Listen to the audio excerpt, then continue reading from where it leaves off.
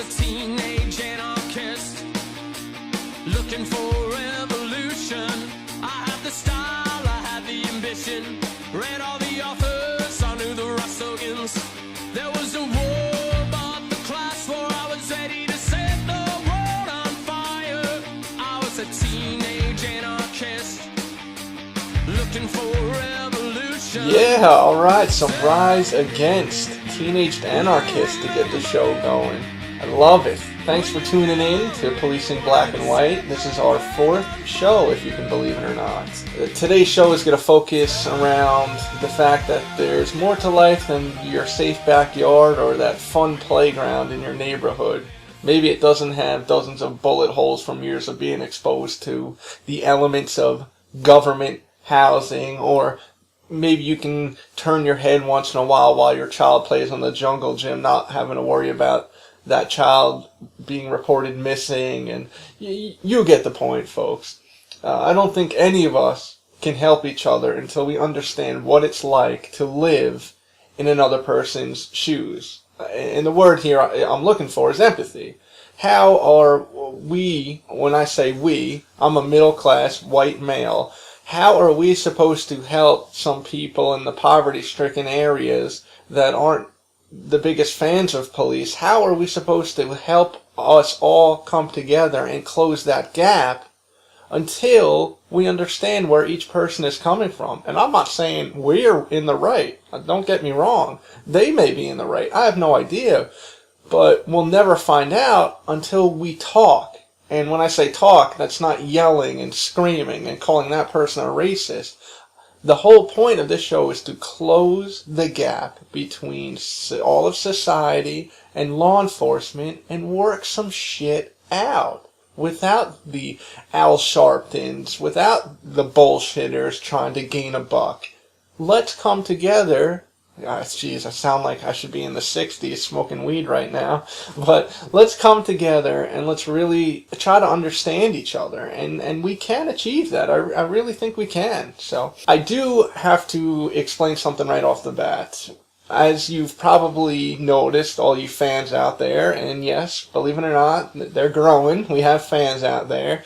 There hasn't been as much Facebook posts, and there hasn't been as much, take this survey, and we just haven't been in your face like normal, and that's because we got some great media coverage. We were this little podcast was on the front page of a major newspaper down here, and after countless feedback and letters, we got the attention of some of maybe the bigger players in this industry. And once we started talking, they tried to say, maybe you shouldn't do this or this. Let's hold off doing more shows until we can get something. And that's just not what this is about. I do not want to turn this into a corporate TMZ show about police. So I finally got permission to go back on the air here with you guys and talk things out. And there's a lot being done behind the scenes now between, attorneys and the bigger people, especially up there in their nice corporate New York offices. So I just needed to get that out there that we're going to return to normal here. And I couldn't be happier about it.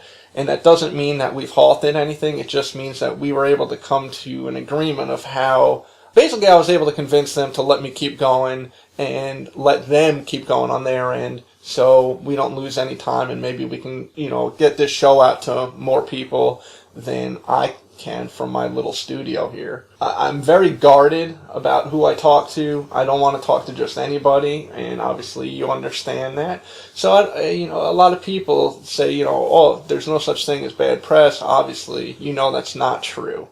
And the one person I talked to, Joe Gam, who wrote the article that ended up on the front page, he listened to me, and he said, listen, this is not about, cops hating society or society hating cops. This is kind of about what you've been through and some of the ideas that you've put forth. And once I heard him say that and we had a good conversation, I felt very comfortable to go ahead with it. So I'll say it again. This show is about closing the gap between police and society, and I felt that Mr. Gam was one way of doing that. So I want to thank everyone for all the correspondence, again, like I do every week, just thanking you for the letters that say keep this going and how much we've helped you. And even some rookie officers have written in saying, oh man, I'm glad you said that, because I didn't know if that's how I should be handling myself in the academy. So, we're helping society, we're helping fellow officers, and man, that is awesome. That's what this show is about. So most of the letters that I got weren't complaints. They were actually pretty professional. Some of them, believe me, were not. But the main thing that I heard from these letters, and the main voice that I heard calling out to me, was the only time that people get to be heard about their opinions towards law enforcement is when they're in handcuffs and they don't choose the correct words, or they don't choose their words wisely. They continue to say that they don't have any way of showing either their disappointment or support for the police. There just isn't anything out there like it, and they love this idea. And how are we supposed to gain the public's trust? And when I say we, I mean law enforcement, even though I have resigned. How are we supposed to gain the public's trust if they feel that we're always looking down on them? I wouldn't want, I mean, if I was in their shoes, I wouldn't trust us. So we need to come together, and this show is working. I mean, one by one, it's working. It's incredible. And anyway, thanks for listening to my little soapbox there. I want to keep this show energetic and comedic and always moving. So that brings us to our next kind of topic here. The main part of the show is actually going to be a phone call. And the phone call is going to be from a guy named Mike, who grew up in a horrible environment.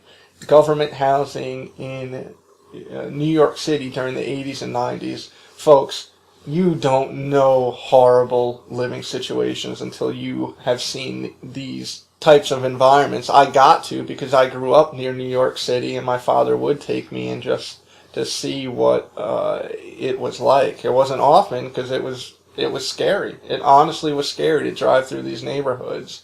So when I say closing the gap, like I keep saying over and over during the show, it's important to hear from not only Mike, who grew up in a horrible situation, but we also want to hear from the rich and wealthy, and we want to hear from the middle class. We want to hear from everybody, so we can, maybe gain some momentum here and try to bring society and police closer together. Mike talks about some drugs, he talks about some shootings, but I'm not going to bore you with it. Let's just let Mike say it. So let's just welcome Mike to the show.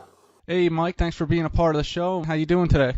I'm good. Thank you. How you doing? Good, man. Did you put in a hard day's work today? Yeah, definitely a good time. Just got back from work and basically looking forward to this interview. Good. I couldn't, when I got your messages, it sounded like you heard the podcast up there and contacted us because it sounds like you have a lot to say about some of the topics we covered. You went a tiny bit into some of your upbringing and your nationality. Can you just tell me and the listeners a little bit about that? Because I think it's kind of important to know where you're coming from on all these issues.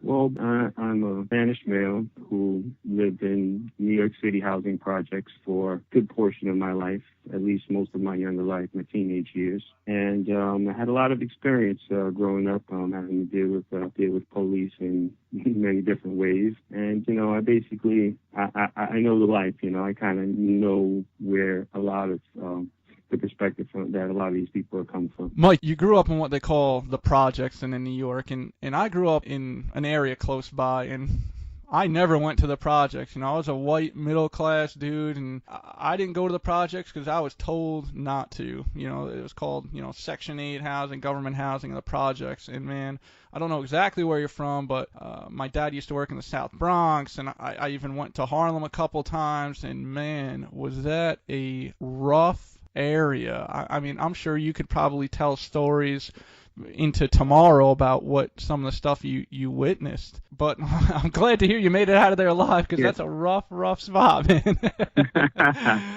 Well, yeah, definitely. I definitely have stories for days. I mean, I can tell you about countless shootouts and other things of that nature. I mean, I've probably been arrested several times myself, and in the course of that time of my life, it was definitely pretty rough. You said you were arrested yourself? Yeah. All right. I mean, out of respect, I won't go into anything you don't want to, but you are the perfect guest for this show, because I can preach all day long from a cop's perspective and, preach and say this is right and this is right, but I can't even try to imagine what it's like to walk a day in your shoes, especially in that area. Were some of your arrests, not to go into too much detail, but were they violent, or was it some drug issues? Are you willing to say?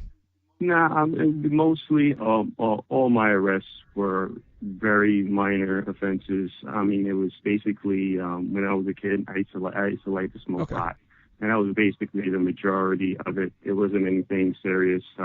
Couple of arrests for trespassing, because if you were in a building and if you were in a place that they decided you shouldn't be, then basically you got arrested, and that was the charge they usually hit you with. Yeah, and even though it's a minor, like you said, minor, but it's still a misdemeanor, and it still goes on your record. And yeah, when you go for a job, unless you got off in the courts, man, that must have made getting a job hard, especially as you got older. And you mentioned weed or marijuana too. I mean, how do you feel about being arrested for that when it's it's becoming legal state by state? I mean, it was definitely some of the lesser crimes a person can definitely get arrested for. Usually it wasn't, and it was never anything serious. I mean, we didn't actually have a place that we could specifically go and smoke and, enjoy ourselves. It usually was outside. And the police at that time, and to this day, to be quite honest with you, that's a lot of the things that they look for. Because from my perspective, the way they saw it was, if they were able to arrest you, they could put you through the system. Smoke a blunt or smoke some weed. Was that an everyday thing, or just once in a while for you growing up? I mean, yeah, for me growing up as a kid, it was probably more of an everyday thing. I mean, life was, home life and life for most of us was usually pretty hard. I mean, a lot of us came from broken households and a lot of drug addicted parents and things of that nature, so that was like the best getaway. It was the easiest way to get away from life, not to have to worry about our own problems that we had to deal with every day. You know what? That's probably why you made it out, because it sounds like you've turned your life around, and the fact that you were not scared of the police, but the fact that you didn't want to deal with them, the fact that you knew you were doing wrong, is probably why you were able to turn your life around, right? Yeah, I mean, everybody understands to a certain extent that they're doing something that's against the law. Whether or not it's wrong, as far as like weed is concerned, I'm not talking about the people that actually sold drugs and the people used to do robberies and stuff like that. But as far as smoking weed, it wasn't really considered doing something wrong. It was a natural thing that everyone pretty much did, and it never seemed anywhere out the ordinary. It just happened to be something that the police frowned upon, and you got reprimanded. You brought up weed, and you said Hispanic. I read in my last podcast, I put out a stat to one of the callers. It said that 40% of inmates are black. They only make up about 13 to 18% of the citizens in the U.S. Then today, I read that 20% of inmates are Hispanic. Hispanics only account for 16% of the population in the U.S.